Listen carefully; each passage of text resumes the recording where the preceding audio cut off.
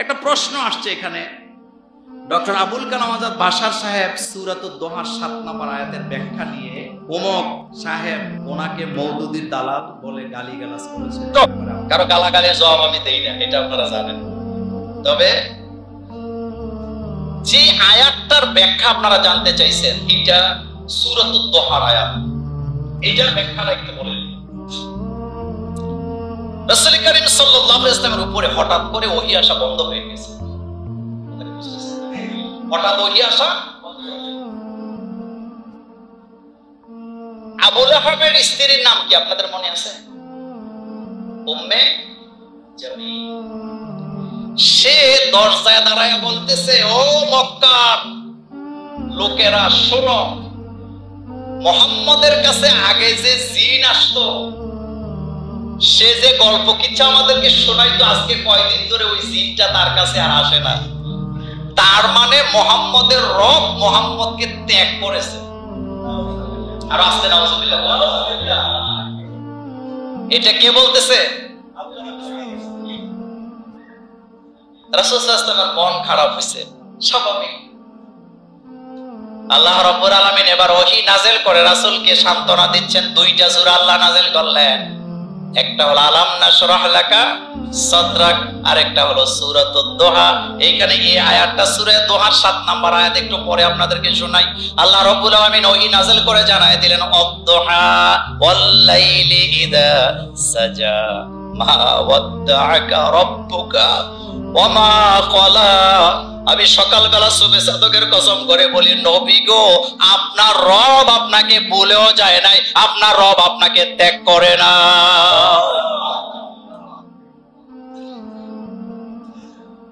মা ওয়াদ্দাআকা রাব্বুকা ওয়া মা ক্বালা, আপনার রব আপনাকে ত্যাগ করে নাই, আপনার রব আপনাকে ভুলেও যায় নাই। ওয়ালাল আখিরাতু খায়রুল লাকা মিনাল উলা, আপনার পরবর্তী সময় আগের সময়ের চেয়ে আরো অনেক ভালো যাবে। আপনার জন্য স্বর্ণযুগ অপেক্ষা করতেছে, স্বর্ণযুগ অপেক্ষা করতেছে।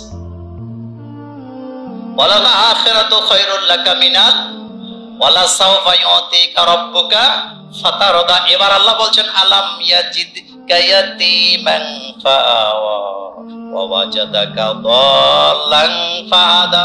নবী গো, আমি আপনাকে এতিম অবস্থায় পাইয়া, আপনাকে আমি আশ্রয় দিয়েছি, আশ্রয়হীন অবস্থা থেকে আশ্রয় দিয়েছি। এরপরে ওয়াজাদাকা দাল্লান ফাহাদা, এটা নিয়ে লাগছে গন্ডগোল।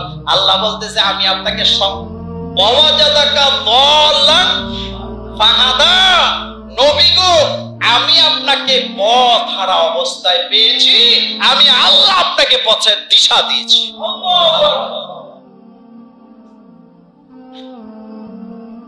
আমি আপনাকে সম্পদহীন অবস্থায় পেয়েছি, আমি আপনাকে সম্পদের মালিক বানিয়েছি। কথাগুলি কার?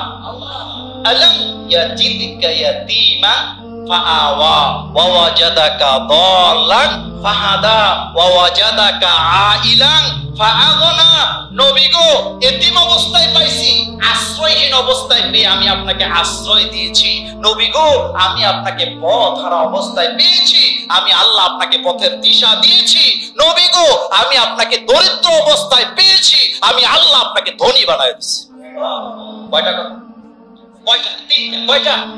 এক নম্বরে আমি আপনাকে এতিম অবস্থায় পেয়েছি, আশ্রয়হীন, আশ্রয় দিয়েছি। 2 নম্বর, আমি আপনাকে পথ হারা পেয়েছি, নবী গো, আমি আপনাকে পথের দিশা দিয়েছি। 3 নম্বর, নবী গো, আমি আপনাকে দরিদ্র অবস্থায় পেয়েছি, আমি আপনার দরিদ্রতা দূর করে দিয়েছি। তো কথা বলতেছে আল্লাহ। আল্লাহর কথা কেউ যদি বলে, তাহলে এই কথার বিরুদ্ধে যদি কেউ গলা ফাটায়, বুঝতে হবে সে মূর্খ। কোরআনের তাফসীরের ব্যাপারে, কোরআনের ইলমের ব্যাপারে তার জ্ঞান সঠিকভাবে।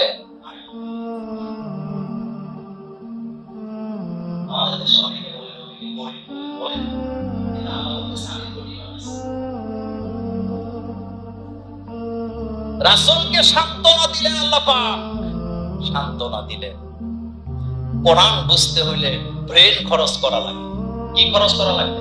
আচ্ছা, কোরআনুল কারীমে একটা আয়াত আছে, ওয়ামাকারু ওয়ামাকারাল্লাহ আল্লাহু খায়রুল মাকিরিন। তোমরা যতই মক্করবাজ বলো মক্করবাজি করো, আল্লাহ হলো সবচেয়ে উত্তম মক্করবাজ। তা আল্লাহরে মক্করবাজ করে আমরা ইমান থেকে করি, কথা আসতে বলেন কেন? কিন্তু এখানে তো আয়াতের অর্থ এটাই, ওয়ামাকারু ওয়ামাকারাল্লাহ আল্লাহু খায়রুল মাকিরিন। তোমরা যে মক্করবাজি করো, তোমাদের যে উত্তম মক্করবাজ কে? আল্লাহ। এটার অর্থ হলো তোমরা যত মক্করবাজি করো, তোমাদের মক্করবাজিকে ধরার ক্ষমতা কার হাতে? আল্লাহ পাকের। তবে এই দোয়া করতেছেন, রব্বানা লা তুযিগ কুলুবানা বা'দা ইয হাদাইতানা। আল্লাহ একবার যখন হেদায়েত দিবেন, দ্বিতীয়বার আপনি আমাকে আর গোমরা করে দিয়েন না। এটা কার কথা? এজন্য কোরআন গরম মাথায় বোঝা যায় না। কোরআন বুঝতে হইলে মাথা কি রাখা রাখে? ঠান্ডা লাগবে, গরম কইরা ঠান গায়া কোরআন বোঝা যায় না। কোরআন বুঝতে হইলে ব্রেন খাটাইতে হবে, ঘন্টার পর ঘন্টা আয়াত, তাফসীর, তাহকিক করা লাগবে, তারকিব জানা লাগবে। 5টা মৌলিক জ্ঞান ছাড়া তাফসীর করা যায় না। তাফসীর করতে হবে, তাফসীরুল কোরআন বিল কোরআন, তাফসীরুল কোরআন বিস সুন্নাহ, তাফসীরুল কোরআন বি আকওয়ালিস সাহাবা, তাফসীরুল কোরআন বি আকওয়ালিত তাবে, তাফসীরুল কোরআন বিল লুগাতিল আরাবিয়্যা। এই 5টা মৌলিক জ্ঞান ছাড়া কোরআনের তাফসীর করা যায় না। যেহেতু আমি জুমার খুতবায় কথাগুলো বলছি, ব্যাখ্যা দিলাম না। তাফসীর করতে হলে সর্বপ্রথম কোরআনের এক আয়াত দিয়ে আরেক আয়াতকে ব্যাখ্যা করা, এটা হলো তাফসীরুল কোরআন বিল কোরআন। তাফসীরুল কোরআন বিস সুন্নাহ, সুন্নাহ দিয়ে তাফসীর করা। সুন্নাহ মানে রাসূলের জ্ঞান দিয়া, রাসূলের হাদিস দিয়া। কারণ কোরআন আল্লাহ রাসূলের উপরে নাযিল করছে, আর কোন আয়াতের ব্যাখ্যাটা কি হবে এটা সবচেয়ে ভালো জানেন মুহাম্মাদুর রাসূলুল্লাহ সাল্লাল্লাহু আলাইহি ওয়াসাল্লাম। তাফসীরুল কোরআন বি আকওয়ালিস সাহাবা, সাহাবাদের কথা দিয়ে তাফসীর করা। কারণ সাহাবারা হলো সরাসরি রাসূল সাল্লাল্লাহু আলাইহি ওয়াসাল্লামের ছাত্র, তারা তাফসীর শিখছে মুহাম্মদ সাল্লাল্লাহু আলাইহি ওয়াসাল্লামের কাছ থেকে। এজন্য সাহাবাদের কথা দিয়ে তাফসীর করতে হবে। আল্লাহু আকবার। তাফসীরুল কোরআন বি আকওয়ালিত তাবে, যারা সাহাবাদের কাছ থেকে তাফসীর শিখছে তাদের তাফসীর নিতে হবে। এরপরে বলা হয়েছে লুগাতুল আরাবিয়্যা, আরবি যত তাফসীর আছে ওই তাফসীর থেকে তাফসীর নিতে হবে। সেজন্য বাংলাদেশের অনেক তাফসীর আছে শিরকে ভরা, আকীদায় গন্ডগোল দিয়ে তাফসীর লেখছেন। আপনি যদি অরিজিনাল তাফসীর পেতে চান, আরবি ভাষায় যে তাফসীরগুলো আছে এগুলাকে বাদ দিয়া শুধু বাংলা তাফসীর পড়ে কোরআন বুঝার কোনো রাস্তা খোলা নাই। বাংলাদেশে অনেক তাফসীরের নাম বলতে পারবো, এর ভিতরে বানায় না এটা হলো নিজের মন গড়া তাফসীর। কি তাফসীর? মন গড়া তাফসীর। আমার কলিজার ভাইয়েরা, সুতরাং তাফসীর কেউ করলে না বুঝে লাফালাফি করার কোনো দরকার নাই।